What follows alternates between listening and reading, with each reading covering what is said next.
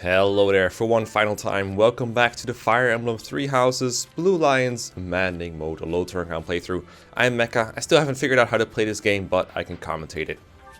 This is the final chapter of the Azure Moon route, and it's one of the most ambitious chapters I've ever seen in 3 Houses, considering that they gave you a final boss to attack from all the way across the map, and that boss can attack twice per enemy phase with range attacks on your units, and they just said, yeah, we're okay with this. Of course, we have plenty of powerful tools of our own that let us get to Edelgard right away on turn 1, although it's going to take a while to set that all up between all the rallies and movement options we have. This is probably a good time to emphasize that this clear specifically was made so that more casual players could replicate it. I think most players, when they first get to this map in Maddening Mode, get caught off guard by how unfair it is to play normally. The most unfair part, of course, being the ambush spawns of bolting mages that just appear out of nowhere and kill your units at random. The most common solution to this, when players do get past it, is to use Dimitri with the usual Battalion Wrath Vantage combo, as well as Sacred Shields to protect him from the attacks, and then Retribution to counter them and kill them in one turn as they appear. What we're doing is much different. We have reclassed Dimitri back to Wyvern Rider rather than Lord to make sure that you can certify him as one even if you're not completely focused on the flying classes. There is, after all, a part of the game where you cannot teach him anything, so the ranks of Sea Flying and Sea Axe, for example, are much more lenient. In addition, Bernadetta is our dancer, but we purposely took pass off of her to show that we don't need it, and we also haven't used any warp users to get our units where we need to be. Byleth sets up Battalion Desperation over the course of 2 battles, one of them using a longbow against a sniper intentionally to take damage. This too isn't necessary, because Byleth isn't going to face any hit rates that matter in this chapter. So all these things are there to make the chapter more accessible to casual players. There's a lot more details in the link in the description as usual that I cannot fit into this video, but rest assured that there's a lot of planning that went into this video.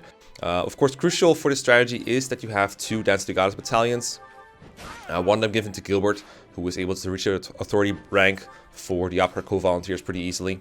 There are a couple of enemies that stand between us and Edelgard at the start of the map. Only have to kill 2 of them.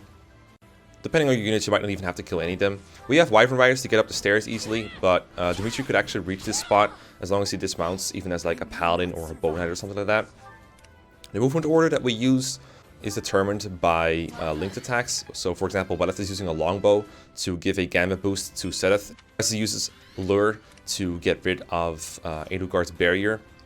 And from there, we just have to barrage her with the Brave Axe Plus. She has 4 health bars, like most of these stronger monster bosses. The Brave Axe is of course very effective against her, as Dimitri gets rid of the first round of her health bar. From there we still have Byleth, and from there you might wonder how we're going to get rid of the last 2, but you're going to see that in a moment. Byleth does need to reach the attack threshold to double Edelgard. This is fairly easy to do though, because she has Master of the Pegasus Knight class, which is of course useful for having Darting Blow. So that way we can do 40 times 4 damage and get rid of our second health bar there. Avoiding the counterattack entirely thanks to Battalion Desperation, but because of Alert Stance she was never going to get hit anyway.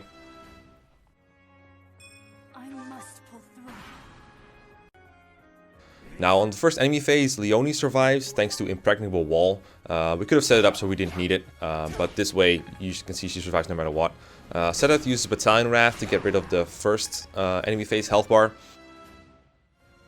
And as I said, Edelgard attacks twice, so then she suicides on Dimitri with his killer bow, and that is going to be it. Edelgard is down, Dimitri has 1, and we have beaten 3 houses. But if you thought this was it, you're going to turn out to be wrong, because I have another clear lineup to show you real quick. So there's an almost infinite amount of ways you can clear the final chapter with this team, but we're going to show off one more that's a bit more of a meme clear. The last one was made to be accessible. One thing I hadn't mentioned, for example, yet was that even though Dimitri had like gigantic strength, he didn't need all of it. I think around 30 is sufficient. Again, you find the notes in the paste bin in the description. You can see we switched around our deployment in our classes a bit. We deployed Sylvain, who was completely absent last time. And we also have Seth as a mounted unit now, who can use Strider on the units. So he's definitely not the mount unit. He was definitely not the Strider last time. Other than that, the setup to get to the throne room is sort of similar. A neat little detail that you might not have noticed is that we gave relics to any units that we wanted to have them. They're mostly for show because most of the units that are being deployed cannot attack. But for example, Bernadetta is using the fail knots. Flaners and Adjutant is hilariously enough using a Horse Slayer of all things. But yeah, at this point I should also give a shout out to Velkama and Aggro Incarnate for helping to devise the clears. Velkama, also known as Pala Emblem, pointed out that you only needed to kill 2 enemies total if you have a Pass Dancer to get to Edelgard, and if you do it properly you can even get away with killing 0. It's a bit complicated to explain exactly what you do and do not need, especially as everything is moving around. It's kind of hard to tell.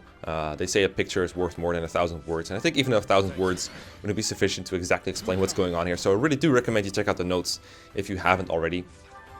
But there's basically 4 enemies that are in the way of the shortest path to Edelgard. One of them is like blocking the choke point from the middle room to the throne room.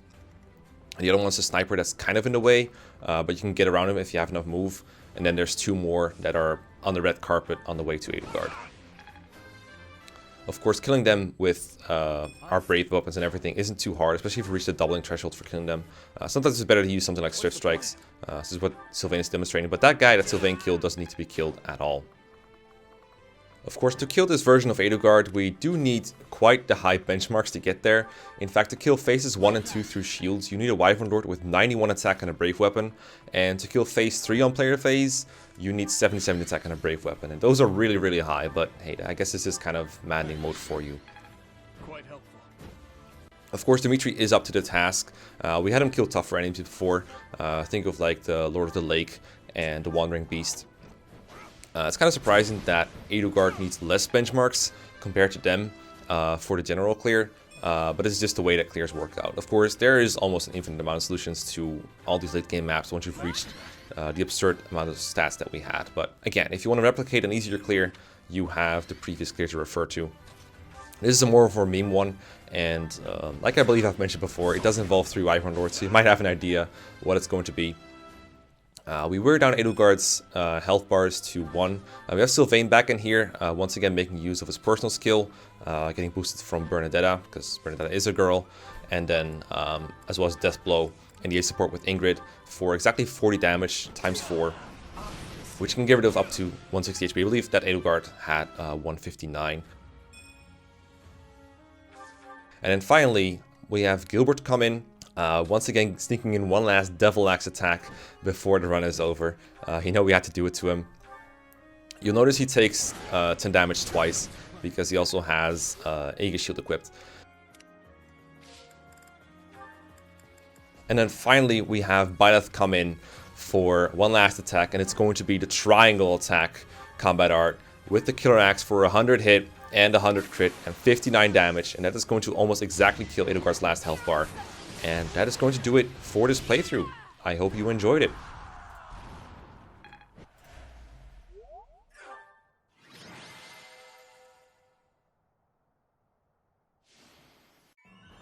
So, now the playthrough is officially over, and all that's left for me to do is to thank everyone who is involved. So, names you've heard me mention several times before for making this a lot easier to record, especially Aggro for providing very detailed notes. Thanks to Rangor for helping with planning, Pala Emblem, aka Velkama, for the same thing. Several other people who have helped making clears, like Elite Mode, and Fish, and Chest Jump Bowl, and everyone else who has helped me in some way to make this project possible for you to show. I hope I've been able to show that LTCing is both a fun group project, not necessarily a competition, and it can also be interesting. Even though the post-timeskip part of the run was mostly just a bunch of wyverns doing work, it was really the variations on that made it interesting to me, from little details like making use of personal skills against a turtle, to just things like randomly fielding a thief or memeing around with underleveled Mercedes to kill the Death Knight. I think things like that make it more interesting and hopefully get rid of a bit of the elitist, image that some people have of low turn counting.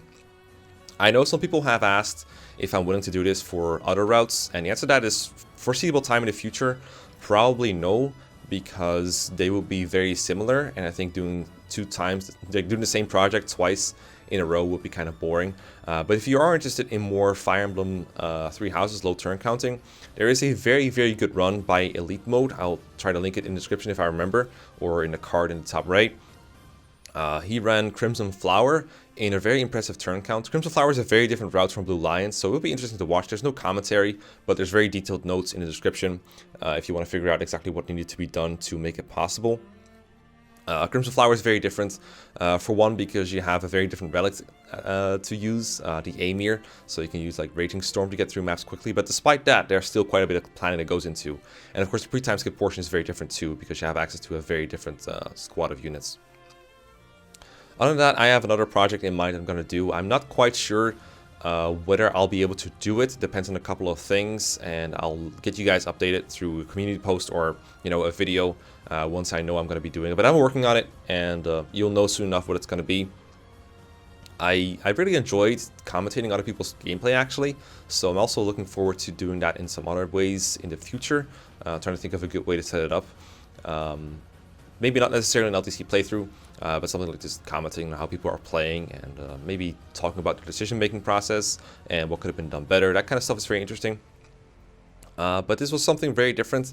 I know my channel is sort of known to be like a low turn count thing, because that's how some people view me. They're like, haha, Mekkah, save turn, haha. Like every time someone tries to imitate me, it's always something to do with turn count or high movement.